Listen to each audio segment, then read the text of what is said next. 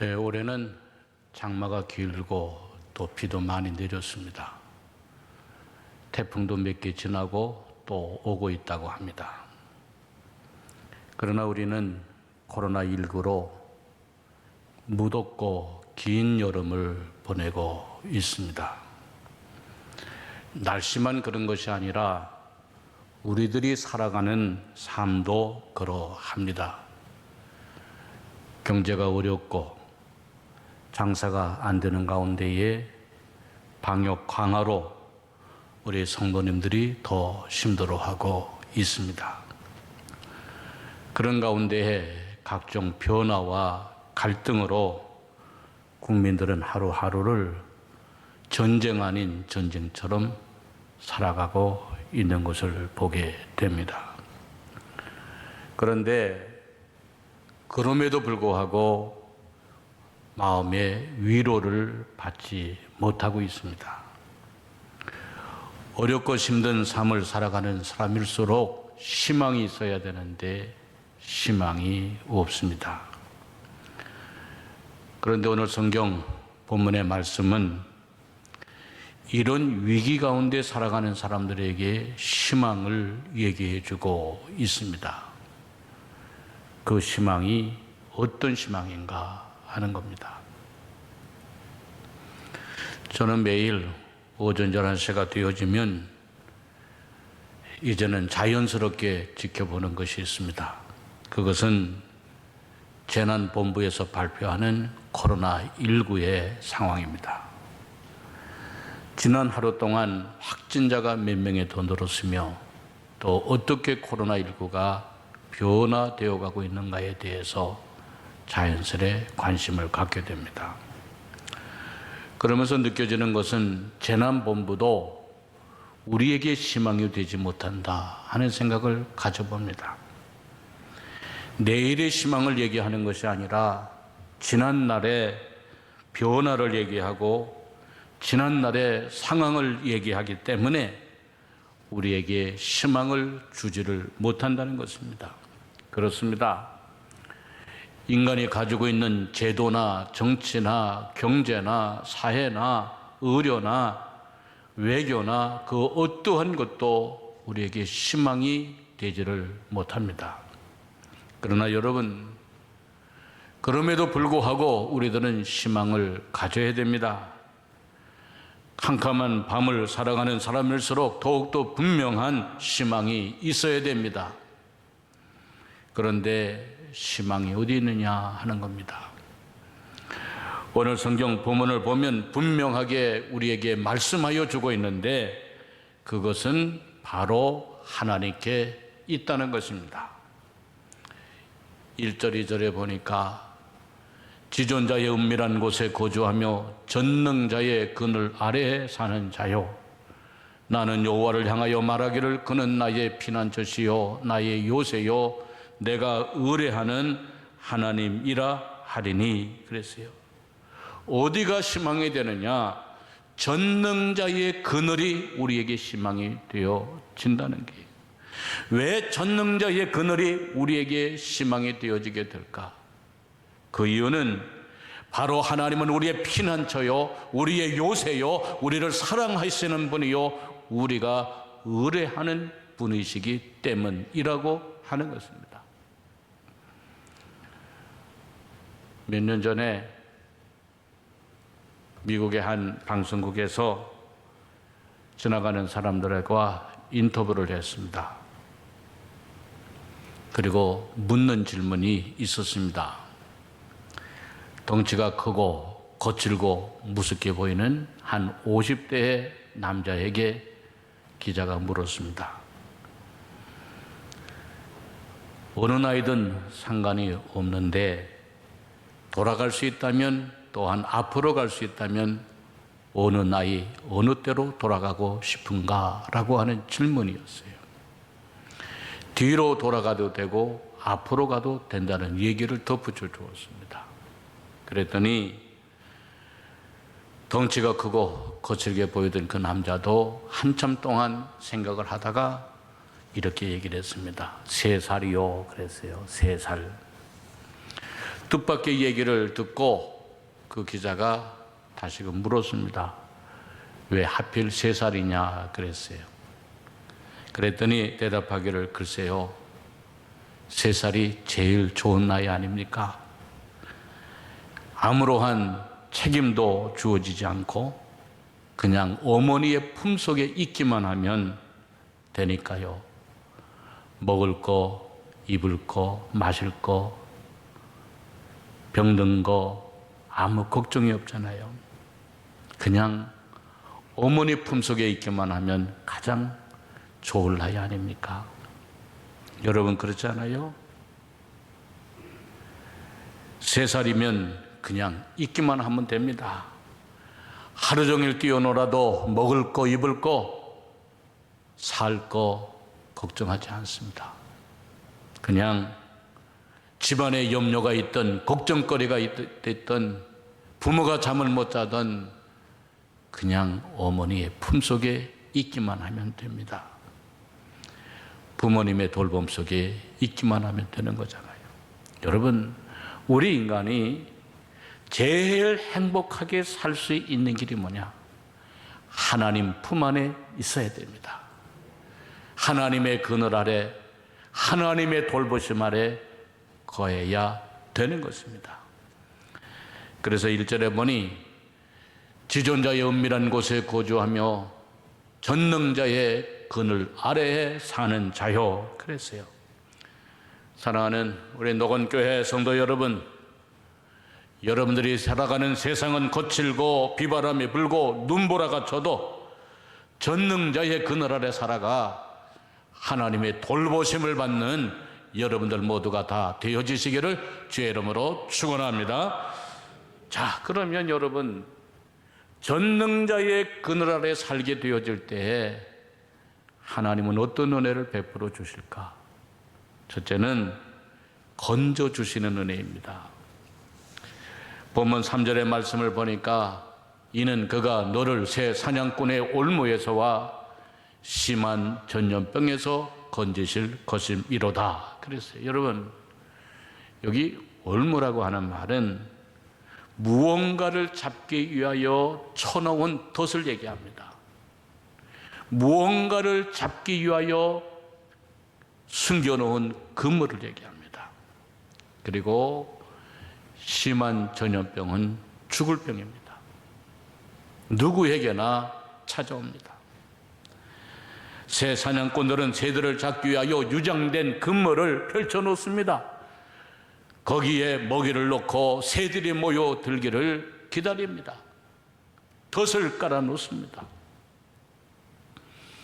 심한 전염병은 나이를 가리지 아니하고 누구에게나 찾아올 수 있습니다. 그런데 전능자의 그늘 아래 사는 사람들에게는 이렇게 사람들이 쳐놓은 덫과 자연스럽게 찾아오는 죽을 병 가운데서도 하나님은 지키시고 보호하여 주신다는 것입니다. 오늘 성경 본문의 시인이 말하는 것은 어떠한 이상적으로나 관념적으로 말하는 것이 아니라 자신이 경험한 하나님, 자신이 체험한 하나님을 얘기하고 있는 것입니다. 지금까지 내가 의지하였던 하나님은 내 인생에 나의 피난처가 되어주셨고 나의 요새가 되어주셨고 나를 사로잡으려고 했던 사람들 가운데, 덫을 쳐놓았던 사람들 가운데, 죽을 병 가운데서도 나를 지켜주셨던 하나님이셨다라고 하는 것입니다. 사랑하는 성도 여러분, 이 패악하고 사악한 시대를 살아가는 사람들에게는 더욱더 분명한 돌봄이 필요합니다. 사랑하는 성도 여러분, 그 하나님이 여러분들을 모든 어려움 가운데서도 건져 주실 줄도 믿고 하나님의 보호하심 속에서 살아가는, 하나님의 돌보아 주심 속에서 살아가는 여러분들 모두가 되어지시기를 주의 이름으로 축원합니다. 둘째는 어떤 은혜를 베풀어 주실까? 보호하여 주시는 은혜입니다. 여기 4절에 보니까 그가 너를 그의 깃으로 덮으시리니 내가 그의 날개 아래에 피하리로다. 그의 진실함은 방패와 손방패가 되시나니. 그랬어요. 여러분, 오늘 본문을 잘 보면 5절 6절을 보면 사람들에게 찾아오는 두려움을 4가지 얘기합니다. 5절에 보니까 밤에 찾아오는 공포라 그랬어요. 밤은 안식을 줘야 되는데 밤에도 찾아오는 공포가 있다는 게, 한밤중에 걸려오는 전화, 문자, 불안하지 않아요? 또 하나는 낮에 찾아드는 화살이라 그랬어요. 대낮에 화살로 공격을 받는다는 게, 누가 쏠지를 모른다는 게. 6절에 보면 어두울 때 찾아드는 전염병이라 그랬어요. 전염병은 낮과 밤을 가리지 아니하고 찾아옵니다. 또 6절에 보면 밝을 때 다가오는 재앙이라 그랬어요. 여러분, 요사이 우리가 하루를 산다고 하는 게 1년을 사는 것처럼 길게 느껴질 때가 있어요. 예전에 1년을 살아도 무슨 일이 있을지 생각하지 않고 평안히 시간을 보냈지만 1년 동안 당하는 고통보다도 하루에 당하는 고통과 어려움이 더 길 때가 있다는 거예요. 하루에도 무슨 일이, 어떤 일이 일어나게 될는지 누구도 모르고 살아가고 있다는 게, 코로나19뿐만이 아니라 정치, 사회, 경제, 외교, 국방 할 것 없이 다 모든 면에서 그렇지 않아요? 나라에만 미치는 것이 아니라 사회에만 미치는 것이 아니라 우리 개개인들에게도, 가정에게도 구체적으로 정확하게 일어나고 있다 하는 거예요. 여러분, 역사로 보면 또 저희가 배운 것이 있습니다. 어떤 정치가 제일 좋은 정치이냐? 어떤 정치가가 제일 좋은 정치가일까? 어떤 왕, 어떤 임금, 어떤 대통령이 제일 좋은 왕이요, 임금이요, 대통령일까? 그에 대한 답은 존재가 있는 듯 없는 듯 살아가는 시간, 살아가는 때 살게 하는 왕, 살게 하는 임금, 살게 하는 대통령이 제일 좋은 왕이요, 임금이요, 대통령이라는 게. 평범한 우리 같은 백성들은 대통령이 있는 듯 없는 듯, 나라에 임금이 있는 듯 없는 듯 모르고 살아갈 때가 바로 태평성대라는 거예요. 그런데 여러분, 오늘의 세상은 어떠합니까? 국민들 때문에 나라가 힘들고 고통받는 일들보다도 국가를 지도하는 사람들, 나라를 대표하는 사람들, 나라를 다스리는 사람들 때문에 힘들고 고통받고 어렵지 않느냐는 거예요. 여러분들이 날마다 듣는 모든 뉴스거리들을 보세요. 모두가 나라에 대표하는 사람들 때문에 국민들이 고통받고 어려움을 당하고 있지 않습니까? 그러나 하나님은 이러한 가운데서도 4절에 보면 그의 진실함은 방패와 손방패가 되시나니 그랬어요. 여기 그의 진실함은 방패와 손방패가 되신다라고 하는 말은 하나님이 너를 지켜주시는 방패와 갑옷과 같은 분이 되어 주신다는 말이에요. 그러니까 하나님은 우리를 진실하심으로 지켜주시는 방패와 같은 분, 갑옷과 같은 분, 손방패와 같은 분이시라고 하는 것입니다.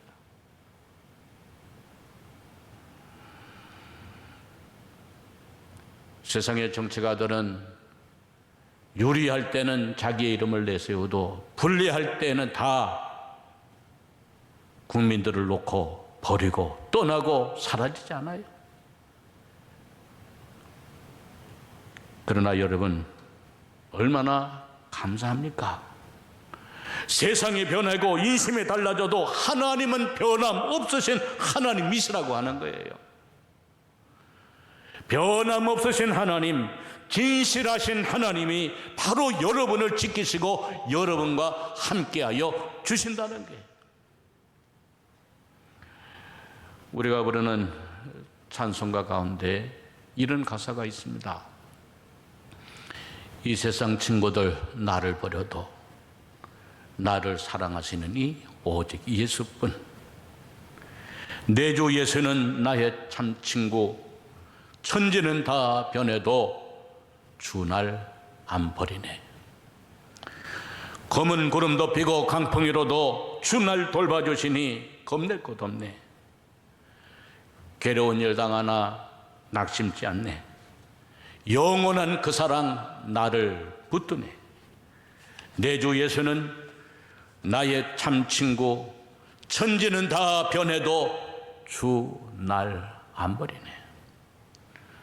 사랑하는 우리 성도 여러분, 세상이 변하고 친구들마저 나를 버린다 할지라도 끝까지 나를 사랑하여 주시는 예수님이 계시고, 천지가 다 변해도 변하지 않는 주님이 계심을 믿고 세상을 이겨나가는 여러분들 되어지시기를 주의 이름으로 축원합니다.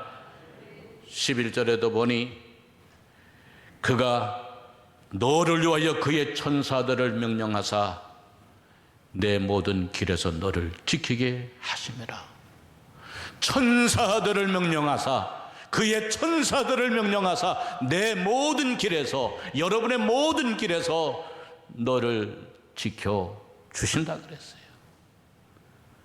사랑하는 성도 여러분, 천사들을 보내사 여러분의 모든 길에서 여러분을 지켜주시는 하나님을 믿고 그 하나님 안에서 여러분들 이제 믿음 안에서 하나님의 돌보심을 받는 여러분들 되어지시기를 주의 이름으로 축원합니다.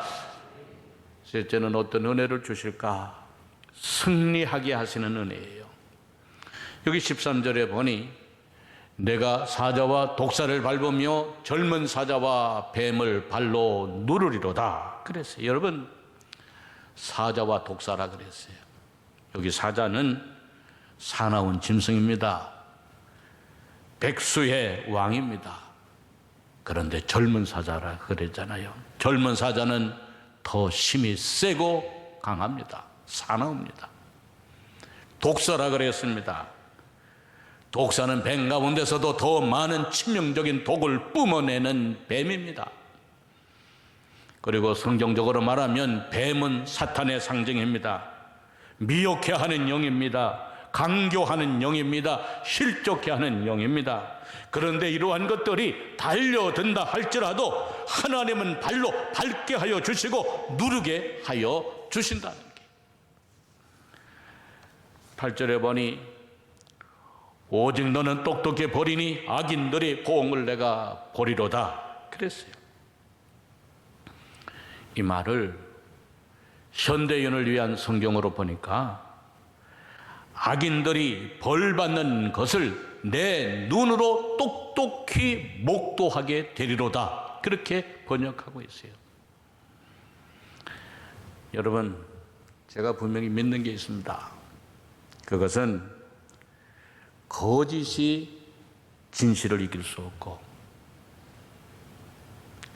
어두움이 빛을 이길 수가 없습니다. 사탄이 하나님을 이길 수 없다는 것입니다.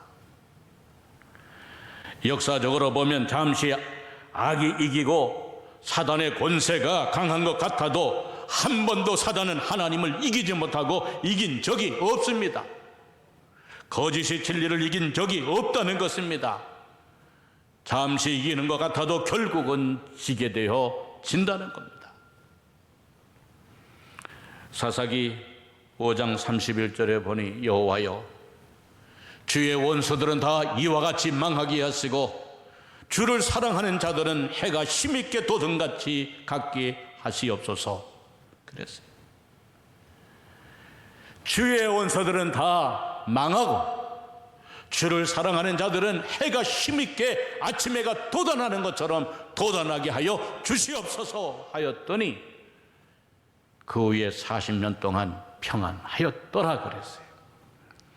사랑하는 성도 여러분, 오늘도 하나님을 믿고 하나님을 의지하는 자들에게는 해가 아침 해가 힘있게 돋아나도록 하여 주시는 하나님이심을 믿으시기를 바랍니다.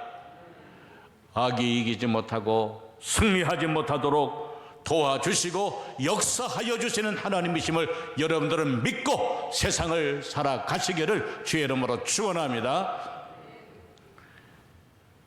마지막으로 넷째는 어떤 은혜를 주시는가?